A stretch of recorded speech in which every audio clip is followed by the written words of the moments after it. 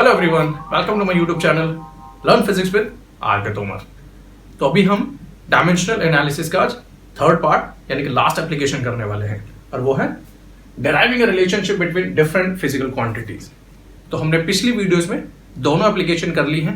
अगर आपने अभी तक वो नहीं देखी है तो उन वीडियोस के लिंक भी मैंने इसी वीडियो के नीचे डिस्क्रिप्शन बॉक्स में डाल रखे हैं, तो प्लीज पहले उन्हें देखिएगा सो दैट आपकी कंटिन्यूटी बनी रहे। अब आज के एप्लीकेशन के लिए चलिए न्यूमेरिकल करते हैं। तो ये है वो हमारा पहला question. An object of mass m is moving with speed v on a circular track of radius r experiences centripetal force capital F. Derive expression for force using dimensional analysis. तो देखिए बच्चों, इसका जो प्रोसीजर बता रहा हूँ, जो steps होंगे वो हर क्वेश्चन में एक जैसे ही होंगे, सिर्फ क्वेश्चन को पूछने का तरीका बार बार चेंज होता रहेगा। तो कॉन्सेप्ट आपका पहले क्वेश्चन में ही क्लियर हो जाएगा। तो देखो, हमेशा फर्स्ट स्टेप जिस क्वांटिटी का एक्सप्रेशन निकालना है वो लेफ्ट साइड में होगा और जिस पे वो डिपेंडेंट होती है वो सारे के सारे प्रोपोर्शनैलिटी के बाद लिखे जाएंगे। तो जैसे पहला वेरिएबल है m, फिर है स्पीड, फिर है रेडियस। अब इसमें आप किसी को भी पावर a, b, c दे सकते हैं, it is your choice. First step. Second step, we always replace this proportionality sign with a dimensionless constant and rest everything remains the same. ठीक है। And now in third step we'll write the dimension of each individual physical quantity. So for force we will write mLT minus 2, k already dimensionless constant है, m we will have just m raised to power a, for speed we will have LT minus 1 power b and for r we have L power c. अब आपने क्या करना, m की powers को collect कर लीजिए अगर कहीं और भी हैं, वैसे तो सिर्फ इसी ब्रैकेट में है तो इसलिए m की पावर होगी a, L यहाँ पर भी है और यहाँ पर भी है, तो यहाँ की ब्रैकेट से आएगा B पावर और उससे आएगी C, तो टोटल हो गया B plus C and last T की पावर हो जाएगी माइनस B। क्लियर है तक? अब आपने क्या करना है, सिर्फ लेफ्ट और राइट में पावर्स को इक्वेट कर देना है। तो M की पावर यहाँ पर A है, यहाँ पे M की पावर 1 है, तो इसका मतलब A की वैल्यू तो 1 है भी स्ट्रेट अवे। L की पावर B प्लस C है, यहाँ पर L की पावर 1 है, तो ये हम 1 लिख देते हैं, इक्वेशन बन गई हमारे लिए। T की पावर माइनस B है, वहां पे t की पावर माइनस 2 है, तो इसे इक्वेट कीजिए और b की वैल्यू 2 आ गई है। तो a और b हमारा क्लियर है। अब b की वैल्यू यहां पे डाल देंगे तो आपकी c की वैल्यू भी आ जाएगी, तो c भी -1 आ गया है। डन। चलिए, अब आपने क्या करना होता है, सारी की सारी वैल्यू सेकंड स्टेप में डालनी होती है। तो f की वैल्यू बन जाएगी k, m की पावर 1, v की पावर 2 एंड r की power -1। Therefore f will become k times mv square by r. So this is your final expression. Now here k equals to 1. So therefore f is equal to mv square by r. Done? चलिए, तो बस यही approach है आपका इस type के question को attempt करने के लिए। अब एक चीज ध्यान से देखना बच्चों, ये जो k की वैल्यू है ये अगर आपको स्कूल में टीचर या जैसे मैंने आपको बताइए तब आपको वैल्यू पुट करनी है। सपोज अगर कोई क्वेश्चन आता है जो कि पहले कभी आपने अटेम्प्ट ही नहीं किया, सीधा स्ट्रेट अवे आपके क्वेश्चन पेपर में आ गया है, तो आप यहाँ पर अपना आंसर छोड़ सकते हैं और आपको मार्क्स पूरे मिलेंगे, डोंट वरी अबाउट इट। तो जैसे कि देखो, अगर आपको याद है मैंने आपको एक टास्क दिया था वीडियो 1 में, जब मैंने कहा था कि मैं पूरा पढ़ाता भी जाऊंगा और आपको लिमिटेशन निकालनी है।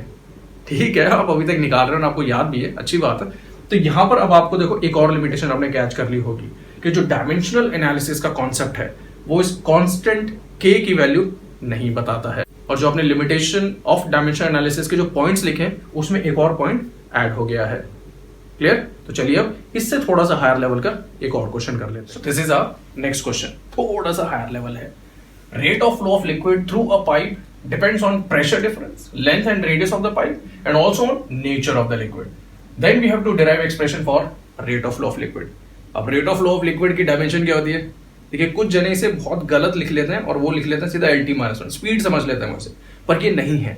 Rate of flow of liquid होता है वॉल्यूम ऑफ लिक्विड कलेक्टेड पर सेकेंड, इसलिए इसकी जो डायमेंशन होगी वो होगी L3T-1। ठीक है। तो अब अगर मैं इसे ध्यान से देखूं कि rate of flow of liquid, जिसे मैं अभी V से रिप्रेजेंट कर लेता हूं, वो किस किस फैक्टर पे डिपेंड कर रहा है। तो सबसे पहले आ रहा है मेरे पास प्रेशर डिफरेंस, वो मैं कैपिटल P से लिख लेता हूं। लेंथ भी आ रहा है मेरे पास, रेडियस भी आ रहा है मेरे पास, और नेचर ऑफ लिक्विड है। नेचर ऑफ लिक्विड का मतलब होता है कोफिशिएंट ऑफ विस्कोसिटी।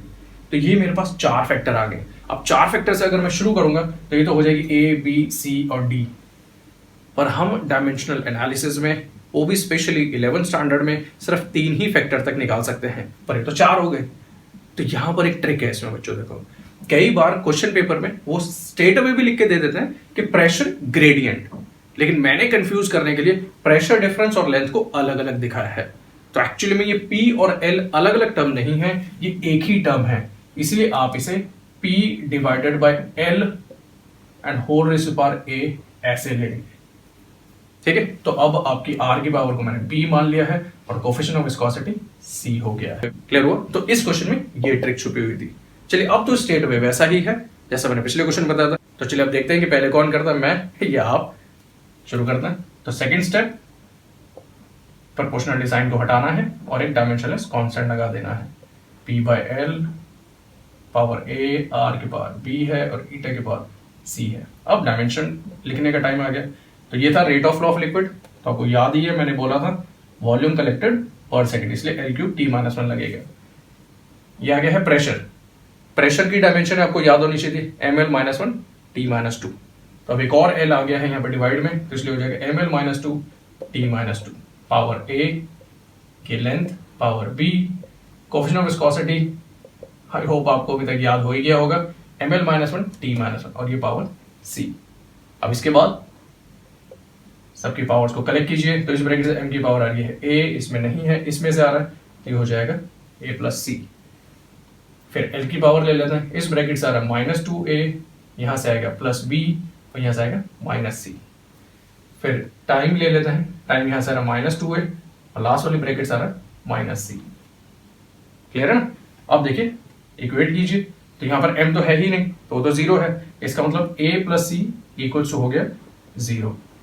L की पावर को देख लेते हैं, यहाँ पर है -2A plus B minus C और यहाँ पर L की पावर है 3, तो वो इक्वल टू में हो गया है 3। फिर T की वैल्यू जो है वो है -2A माइनस C, जो आप यहाँ इक्वेट करेंगे तो हो जाएगा -1। सिंप्लिसिटी के लिए मैं इसे 2A plus C equals to 1 लिख लेता हूँ। तो ये हमारे पास 3 इक्वेशंस हैं, 3 ही वेरिएबल हैं। तो जल्दी से इन्हें सॉल्व कर दीजिए और मुझे इसकी वैल्यू बताइए, और मैं भी साइड बाय साइड सॉल्व कर लेता हूँ। तो यहाँ से देखिए C की वैल्यू हो जाएगी -A, वो मैं यहाँ डाल देता हूँ, तो हो जाएगा 2A minus A equals to 1, तो A की वैल्यू 1 आ गई है। यहाँ पे C is equal to -A था, तो इसलिए C की वैल्यू -1 आ जाएगी। यहाँ पे आप सबकी वैल्यू डाल दीजिए, तो देखिए हो जाएगा -2, A की वैल्यू 1 है, प्लस B माइनस C वो ऑलरेडी माइनस में, इसलिए +1 हो जाएगा, इज इक्वल टू 3, तो B की वैल्यू आपकी आ गई 4। आई होप आपकी भी यही वैल्यूज आएंगी। Very good. अब ये वैल्यू यहाँ पे डाल देनी है, तो V आपका बन गया है K P/L और इसकी पावर A थी तो 1 ही है। R की वैल्यू इसकी पावर आ रही है 4 और ईटा की वैल्यू आ रही है पावर -1।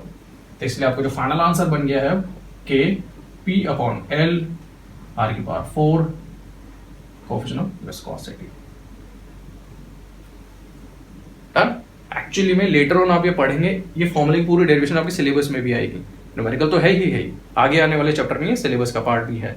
तो इसे बोलते हैं पॉइजली फॉर्मूला। ठीक, अब यहाँ पर आपको जो K की वैल्यू है वो π/8 डालनी है बस। तो इस तरीके का देखो एक और क्वेश्चन है जिसमें आपकी ये ट्रिक छुपी हुई थी। अब अप्रोच यही रहेगी, लेकिन क्वेश्चन पूछने का टेक्निक देखो वो चेंज हो जाएगी और अगला क्वेश्चन वैसा ही। So this is our next question. अब देखो इसमें भी अप्रोच वही रहेगी, लेकिन क्वेश्चन पूछने का तरीका चेंज हो जाएगा। If mass m of the largest stone that can be moved by a flowing river depends on speed v, density of water and acceleration due to gravity. Now we have to prove that mass varies with the 6th power of speed of flow in river. तो अभी तो देखो हमें पता है कि dimensional analysis की 3rd application चल रही है, तब तो हमें पता है कि करना भी कैसे है, लेकिन जब ये मिक्स होके क्वेश्चन में आएगा कहीं पे तब कंफ्यूजन क्रिएट हो जाता है। इसीलिए इन क्वेश्चंस की जितनी प्रैक्टिस करोगे उतनी ही कम है। ठीक है, तो यहाँ पर तो मैं आपको हर टाइप के क्वेश्चन बता रहा हूँ, पर इसकी प्रैक्टिस आपको बहुत करनी है। और अगर फिर भी कोई डाउट आएगा तो मेरे कमेंट बॉक्स में डालना मत भूलिएगा। शुरू करते हैं इसे। तो वही पहला स्टेप कि m डिपेंड कराया है मैंने स्पीड, डेंसिटी एंड g। तो स्पीड, डेंसिटी, g, इसकी पावर a ले लिया है, ये b, ये c, यानी कि इनडायरेक्टली मुझे प्रूफ करना है कि a की वैल्यू 6 आनी चाहिए। ठीक है, तो m equals to next step. अब तो ये आपको याद भी हो गया है कि जो हमने k लिखा है वो डायमेंशनलेस कांस्टेंट है। नेक्स्ट स्टेप बिल्कुल सही बता रहे हैं, इनकी डायमेंशन लिख दीजिए। तो वेलोसिटी की हो जाएगी LT-1, डेंसिटी की ml-3 और acceleration due to gravity LT-2c। फिर हम पावर को कंबाइन कर लेते हैं, ये m की पावर यहाँ पे सिर्फ अकेला वही बैठा है तो वो b है, l की पावर यहाँ से a आ जाएगी, यहाँ से -3b आ जाएगी और वहाँ से c आ जाएगा। फिर t की पावर देखते हैं, यहाँ से -a आ जाएगा, इधर नहीं है, इधर से कलेक्ट करेंगे तो -2c हो जाएगा। नेक्स्ट स्टेप बिल्कुल सही बता रहे हैं। अब पावर को इक्वेट कीजिए, तो यहाँ m की पावर b है, यहाँ पे 1 है, तो b की वैल्यू तो स्ट्रेट अवे 1 आ गई है। फिर आ जाएगा a -3b प्लस c, ये l यहाँ पे l है ही नहीं इसलिए l की पावर यहाँ पे 0 काउंट होगी, तो इसे हम 0 के इक्वेट करेंगे। और लास्ट में आपके पास -a -2c, यहाँ पर भी t नहीं है तो इसलिए ये 0 के इक्वेट होगा। इसे मैं a + 2c लिख लेता हूँ, तो मेरे पास एक ये इक्वेशन है और एक ये है। अब मैं क्या करूँ, देखो b की वैल्यू इसमें डाल देता हूँ, तो ये इक्वेशन बन जाएगा मेरे पास a + c, ये b डलेगा 1 तो -3 हो जाएगा, उधर जाके मैंने प्लस कर दिया है, तो ये आ गया। अब आपको सिर्फ इन दोनों इक्वेशन को सॉल्व करना है और a और c की वैल्यू बतानी है, तो जल्दी से निकालते हैं। यहाँ से हम a की वैल्यू निकाल लेते हैं -2c और वो यहाँ डाल देते हैं, तो ये बन जाएगा -2c + c = 3, तो c की वैल्यू आ गई -3। अब c की वैल्यू अगर -3 है तो मेरे पास a की वैल्यू आ गई 6, तो चाहिए भी वही था हमें, है ना। तो बस हो गया हमारा क्वेश्चन कि m = k टाइम्स v की वैल्यू, पावर उसकी 6 है, फिर था डेंसिटी वो है हमारे पास उसकी पावर b यानी कि 1, और फिर है ग्रेविटी -3। तो this means that your m is directly proportional to v raised to power 6। तो इस तरीके से क्वेश्चन करना होता है ना। तो क्वेश्चन की लैंग्वेज अलग थी पर प्रोसीजर बिल्कुल सेम था। अगला क्वेश्चन भी देखो इसी तरीके से होगा, लैंग्वेज डिफरेंट होगी लेकिन प्रोसीजर ऐसा ही होगा। तो चलिए वो भी कर सकते। This is our next question of a different type.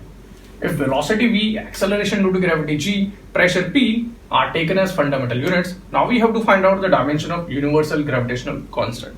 देखिए लैंग्वेज से तो पता ही नहीं चल रहा क्या क्या करना है, इसमें कैसे शुरुआत करनी है, तो इसलिए जैसा मैंने पहले भी कहा था कि इनकी प्रैक्टिस करनी है आपको। तो देखिए ये भी आपका इसी अप्रोच से सॉल्व हो जाएगा। तो कैपिटल जी जो है वो इनडायरेक्टली मुझे बताया गया है कि वो आपका v स्मॉल g और p फॉर प्रेशर पे डिपेंड कर रहा है। तो स्टार्टिंग इसकी भी ऐसे ही है। अब जल्दी से सॉल्व कर दो। देखो इसे डायमेंशन आपको हाई हो याद ही होंगी, कॉपी नहीं करेंगे अब यहाँ से, तो जल्दी से मेरे से पहले लिख दीजिएगा। तो कैपिटल जी की m-1 L3t-2, k की होती नहीं है, स्पीड की हो जाएगी LT-1 पावर a, g की हो जाएगी LT-2 पावर b, और प्रेशर हो जाएगा ml-1 t-2 उसकी पावर c। ठीक है ना। अब हर बार की तरह पहले m की पावर को कलेक्ट करते हैं, वो यहाँ से मिलेगी, m की पावर c है। फिर l की पावर को कलेक्ट करते हैं, यहाँ से a मिलेगा, यहाँ से b और यहाँ से -c। फिर t की पावर को ले लेते हैं, यहाँ से आएगा -a -2b और इधर से -2c। तो ये बन गया है। अब इन्हें इक्वेट करा दीजिए। तो c की वैल्यू स्ट्रेट अवे m की पावर को कंपेयर करने से आ रहा है -1, फिर l की पावर को कंपेयर करें, ये हो जाएगा a + b - c = 3। t को कराएंगे तो ये हो जाएगा -a -2b -2c = -2। Minus common लेके काट देते हैं, तो यहाँ से बचेगा मेरे पास a + 2b + 2c = 2। चलिए तो सिर्फ मेरे पास अभी c की वैल्यू है, वो c की वैल्यू यहाँ पे डाल देते हैं। मेरी इक्वेशन आ जाएगी a + b = 2। यहाँ पर भी c की वैल्यू डाल देते हैं और फिर देखते हैं क्या बचेगा। a + 2b यहाँ आ जाएगा -2, उधर जाएगा प्लस करेंगे तो ये 4 हो जाएगा। क्लियर है ना। अब आप क्या कर सकते हैं, इस इक्वेशन में से इसको माइनस करा दीजिए, तो a कैंसिल हो जाएगा और आपके पास बचेगा 2b - b, उधर 4 - 2, तो b की वैल्यू आ जाएगी 2। अभी b की वैल्यू अगर आप यहाँ 2 डालते हैं तो a की वैल्यू 0 आ जाएगी। अब देखो यहाँ पे कंफ्यूजन आ जाता है। कई बार बच्चों को लगता है कि किसी भी वेरिएबल की a, b और c की वैल्यू 0 नहीं आएगी क्योंकि ये पैरामीटर तो डिपेंडेंट है। ऐसा नहीं होता है। कई बार हम आपको सिर्फ कंफ्यूज करने के लिए क्वेश्चन में एक्स्ट्रा पैरामीटर भी दे देते हैं जबकि उस पर वो डिपेंड करता ही नहीं है। ठीक है, तो इसमें पावर 0 आ सकती है। तो इसलिए अब हमारे पास जो फाइनल आंसर बन रहा है वो g, अब इसके डायमेंशन को हम जैसे कि हमने पढ़ा है कन्वेंशन में स्क्वायर ब्रैकेट के अंदर ही लिखेंगे। सबसे पहले v ले लेते हैं, v की पावर हो जाएगी 0, फिर हम g ले लेते हैं और g की पावर है b और b की वैल्यू हमारी आई है 2, तो ये हो जाएगा 2 और फिर p फॉर प्रेशर और उसकी वैल्यू पावर -1, तो ये आपका final answer. So this is the dimension of universal gravitational constant. तो आई होप आपको आज की ये वाली भी एप्लीकेशन क्लियर हो गई होगी। So that's all for today. अगर आपको सब कुछ समझ में आया है तो इस वीडियो को लाइक कीजिएगा and share this video with your friends also. And this concludes our dimensional analysis. तो हमारे पास डायमेंशनल एनालिसिस की 4 वीडियोस हैं, चारों वीडियोस को देखिए तो पूरा डायमेंशनल एनालिसिस आपका कवर हो जाएगा। तो मिलते हैं फिर अगली वीडियो में एक नए टॉपिक के साथ। Till then keep applying physics in your daily life. जय हिंद, जय भारत।